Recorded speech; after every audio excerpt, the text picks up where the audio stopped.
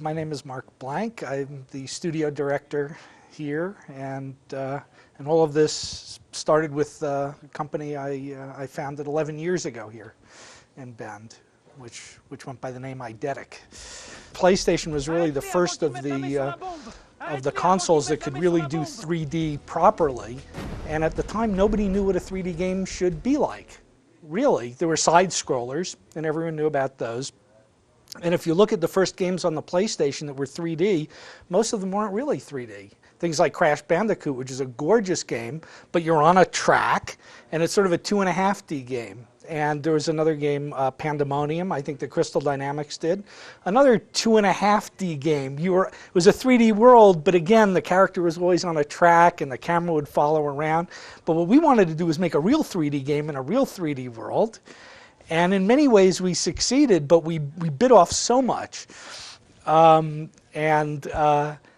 really what happened is technically it was extremely successful. The game itself didn't get very much attention, so the game itself was a disaster, but it basically is the foundation for this group that's made the Syphon Filter series. I am Scott Youngblood. I'm the lead designer on Syphon Filter, The Omega Strain. The Omega Strain is the final chapter of the Syphon Filter story. It's the 4th game in the series, but it's not the last Syphon Filter game, so don't get those two confused. It was definitely, when we were coming up with what we were trying to do in this game, we wanted to answer, everything that has led up to this point. We wanted this to be the final chapter of the Syphon Filter virus. The biggest challenge is in the style of mission design that we do, because we're changing our focus from a single-player, linear, story-based mission to now online multiplayer missions where the players can choose to go in different directions, bring in any different kind of weapons that you want to play with, really stress, what they're trying to do. Well, when we were designing the gameplay, the one thing that we wanted to strive was personal achievement on the player's part, right? What have I done and how have I been rewarded for it?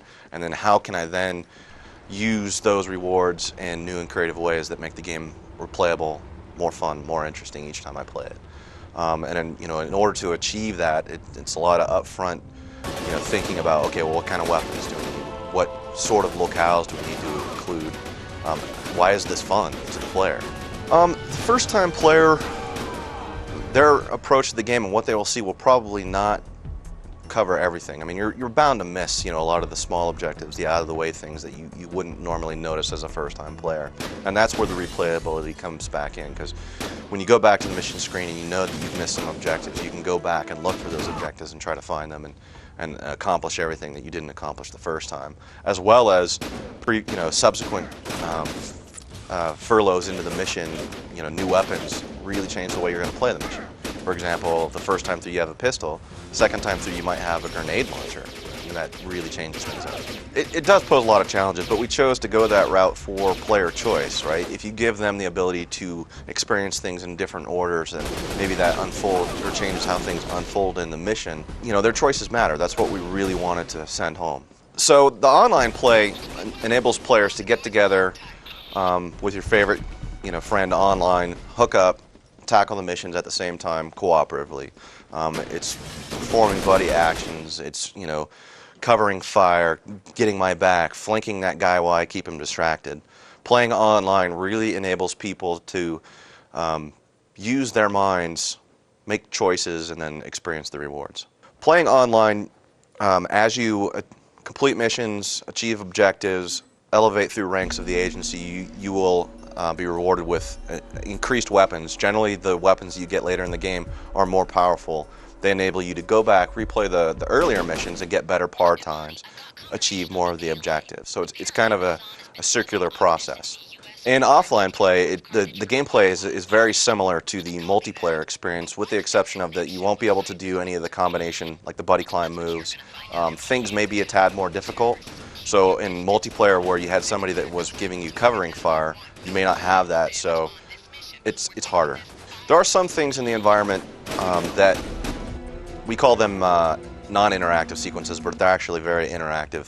Things that go on, car crashes, missile launchings, tanks, all that sort of stuff are present inside the Syphon Filter universe. I guess the biggest things, the previous strengths of the game was story, character. You know who the characters are and why they're there and why they're doing what they're doing. And that's something that we definitely wanted to preserve for this, but with a different angle. I mean, this time it's like you're not Gabe, you're not Leon, you're, you know, whoever you decide to be, but you're still as much an integral part of the story as the previous games. I am Chris Reese. I'm the technical director here. So, and lead programmer on all of the Syphon projects. Been there from the beginning. Well, I mean, we came off of Syphon Builder 3 on the PlayStation 1, and you know, we were anxious to get on the PS2 because there was just so much stuff that we wanted to be able to do, and we knew we'd have the power with the PS2 there. So we did. I mean, we basically threw away everything, you know, from a code standpoint, and just threw it all away and started all over on the PS2. You know, there were just so many elements that we wanted to enhance that we always wanted to be able to do on the PS1, but just either didn't have memory, didn't have pure horsepower to do it. On the PS2, that all changed, and not only did it change on that aspect, but it also opened the world of online for us, which is, you know, it was the next big thing. You know, we were looking at and going, okay, what do we really want to do? You know, if we're going to really push this thing and take it to the next stage, what do we want to do? And that was it. That we knew we wanted to take it online. We've done a lot of things. I mean, we've obviously increased the graphics capability.